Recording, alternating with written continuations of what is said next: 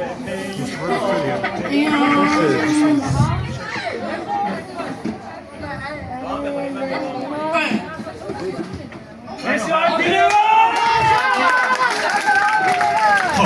ما با هم میخونیم. رفتم در میخانه حبیبم، رفتم در میخانه حبیبم، خوردم دو سه پیمانه، خوردم دو سه پیمانه، من مستم و دیوانه حبیبم،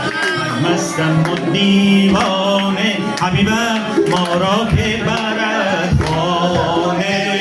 ما را که برد خانه، دلبر عزیز شوخه با تمیز، برخیز و بریز زمه که جوان سازد، عشقم به تو پردازد، زمه که جوان سازد، عشقم